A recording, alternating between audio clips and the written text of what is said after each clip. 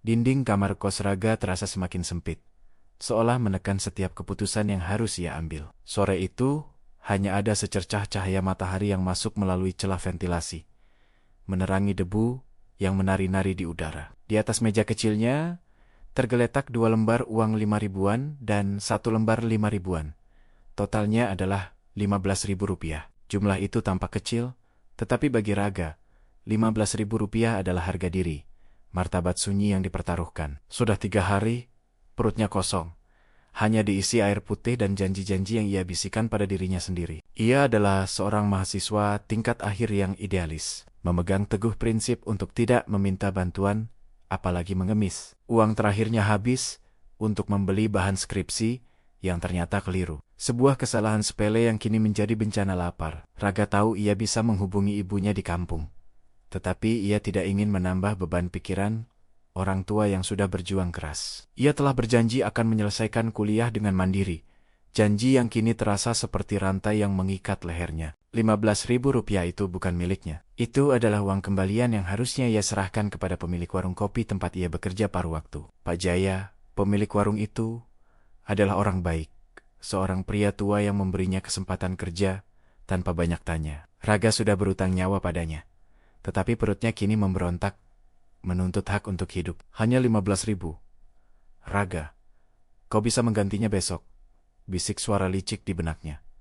Tidak ada yang akan tahu. Toh Pak Jaya sering lupa dengan kembalian kecil seperti ini. Namun, suara hati Raga, yang selama ini menjadi kompas moralnya, berteriak kencang itu mencuri. Martabat sunyi yang ia junjung tinggi adalah kejujuran.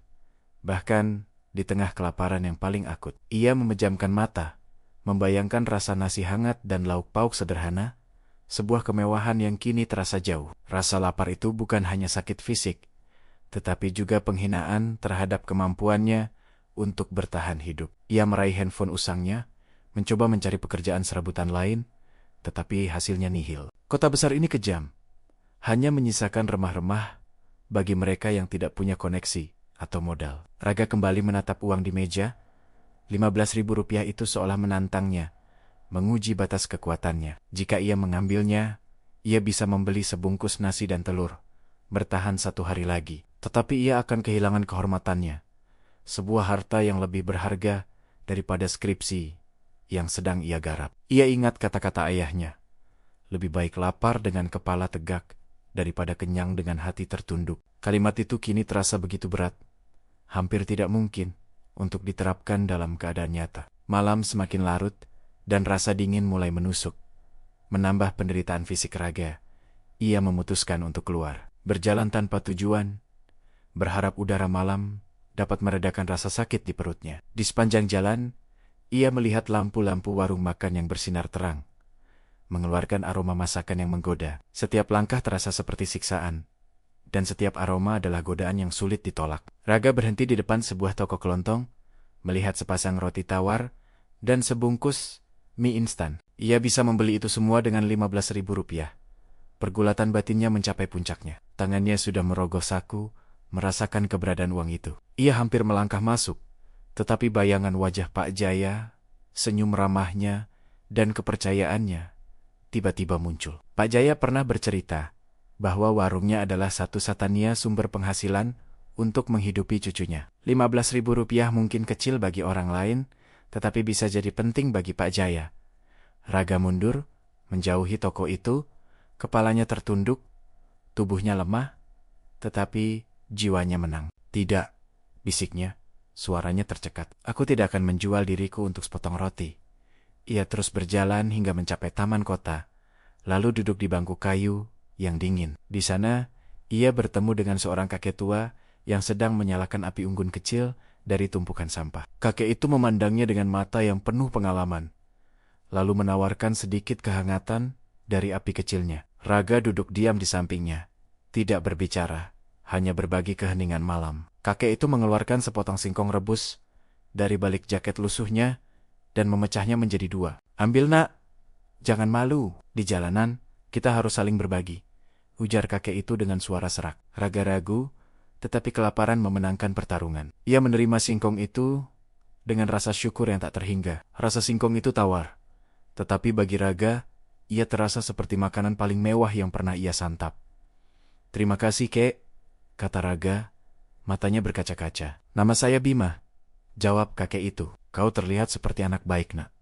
Kenapa kau ada di sini?" Raga menceritakan kondisinya, tentang skripsinya, tentang janjinya, dan tentang 15.000 rupiah itu. Kakek Bima mendengarkan dengan sabar, mengangguk-angguk kecil, tanpa menghakimi sedikit pun. Setelah Raga selesai bercerita, kakek Bima tersenyum tipis. "Kau sangat kaya, Nak," kata kakek Bima. Raga terkejut. "Kaya? Saya bahkan tidak punya uang untuk makan, Kek." "Kaya bukan hanya soal uang. Kau kaya karena kau memilih kelaparan daripada mencuri. Kejujuran itu harta paling langka di kota ini." Jelas kakek Bima kata kota itu menampar Raga, tetapi juga menenangkannya. Martabat sunyi yang ia pertahankan ternyata dihargai. Kakek Bima melanjutkan, "Uang bisa dicari, Nak. Harga diri, jika hilang, sulit kembali." Raga mengangguk, menyadari bahwa ia baru saja memenangkan pertarungan moral yang lebih besar dari sekadar pertarungan fisik. Keesokan paginya, Raga kembali ke warung Pak Jaya. Meskipun tubuhnya masih terasa lemas, ia segera menyerahkan 15.000 rupiah itu kepada Pak Jaya dengan perasaan lega yang tak terlukiskan. "Pak Jaya, ini kembaliannya. Maaf saya lupa menyerahkan kemarin," kata Raga, menyerahkan uang itu. Pak Jaya menerima uang itu, menghitungnya sekilas, lalu menatap Raga dengan senyum tulus. "Tidak apa-apa, Nak Raga. Bapak tidak pernah meragukanmu," ujar Pak Jaya. Senyum dan kepercayaan dari Pak Jaya itu jauh lebih berharga daripada sepiring nasi. Namun, Pak Jaya memperhatikan wajah Raga yang pucat dan tubuhnya yang semakin kurus. "Kau terlihat sakit. Nak, sudah makan?" tanya Pak Jaya dengan nada khawatir. Raga mencoba tersenyum, tetapi perutnya berbunyi, mengkhianati dirinya.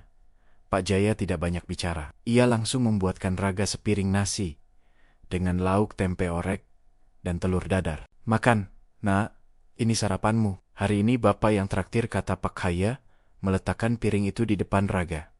Raga menahan air mata haru. Ia tidak meminta, tetapi kebaikan datang menghampirinya setelah ia memilih jalan kejujuran. Nasi dan telur itu adalah hidangan paling lezat di dunia, dimakan dengan rasa hormat dan martabat yang utuh. Setelah Raga selesai makan, Pak Jaya duduk di sampingnya. "Raga, Bapak tahu kau sedang berjuang. Kalau kau butuh pekerjaan tambahan, temani saja Bapak malam-malam di sini," usul Pak Jaya. "Tidak perlu dibayar uang. Bapak hanya butuh teman ngobrol, dan kau bisa makan apa saja yang ada di warung ini." Tawaran itu adalah penyelamat Raga, sebuah solusi yang memungkinkan ia menjaga harga diri sekaligus bertahan hidup. Ia menerima tawaran itu dengan tulus. Mulai hari itu, ia tidak hanya bekerja di warung kopi itu, tetapi juga menemukan keluarga baru. Raga menyadari, ujian 15.000 rupiah itu adalah titik balik dalam hidupnya. Ujian itu memaksanya untuk memilih antara kelangsungan hidup sesaat dan nilai-nilai abadi. Ia memilih yang kedua, dan alam semesta membalasnya dengan kebaikan yang berlipat ganda. Beberapa bulan kemudian, Raga berhasil menyelesaikan skripsinya, yang isinya membahas tentang moralitas dan idealisme di tengah krisis. Ia menyadari, pengalaman pribadinya adalah inti dari penelitiannya. Kakek Bima dan Pak Jaya adalah mentor sunyinya, yang mengajarkannya arti martabat sejati. Bahkan saat wisuda, Raga mengenakan kemeja yang ia beli dari uang hasil keringatnya sendiri. Ia berdiri tegak, bangga, bukan hanya karena gelarnya, tetapi karena ia lulus tanpa pernah mengkhianati prinsipnya. 15.000 rupiah itu kini hanya tinggal kenangan, tetapi pelajarannya tetap melekat. Pelajaran tentang betapa tipisnya batas antara kehormatan dan kehinaan, tentang betapa pentingnya menjaga janji pada diri sendiri, terutama saat tidak ada yang melihat. Raga akhirnya mendapatkan pekerjaan yang layak, dan hal pertama yang ia lakukan adalah membelikan hadiah untuk Pak Jaya. Ia juga sering mengunjungi kakek Bima di taman, membawakannya makanan hangat, dan menemaninya bercerita. Ia tidak pernah melupakan malam kelaparan, di mana ia hampir menyerah. Malam itu adalah saksi bisu dari pergolakan batin terberat yang pernah ia alami. Ia belajar bahwa kekuatan sejati bukan terletak pada kekayaan materi, melainkan pada ketahanan moral. Raga selalu menceritakan kisahnya kepada adik-adik kelasnya, mengingatkan mereka untuk selalu memprioritaskan kejujuran. Ia menegaskan, Martabat sunyi adalah permata paling berharga, yang tidak bisa dibeli dengan uang, bahkan Rp15.000. Kisah raga adalah pengingat bahwa keputusan kecil sehari-hari membentuk karakter dan menentukan masa depan. Bahwa di balik setiap kesulitan, selalu ada kesempatan untuk meneguhkan nilai-nilai diri. Raga kini hidup berkecukupan, tetapi ia tidak pernah melupakan harga dari Rp15.000 yang hampir merenggut harga dirinya. Ia adalah bukti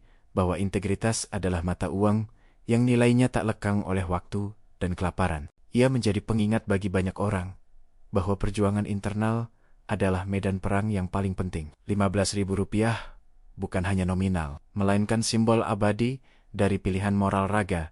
Inilah akhir dari kisah Rp15.000 untuk harga diri. Sebuah narasi tentang pergolakan batin dan martabat sunyi. Jika Anda terinspirasi oleh perjuangan raga dalam menjaga martabat sunyinya di tengah kesulitan, jangan lupa untuk komen di bawah dan bagikan momen tersulit Anda dalam menjaga integritas. Beri like jika Anda menikmati kisah yang menyentuh jiwa ini. Share kisah ini kepada teman-teman Anda. Dan pastikan Anda sudah subscribe channel Narasi Sastra untuk menyelami lebih dalam cerita tentang kehidupan dan pilihan moral yang mendalam. Terima kasih.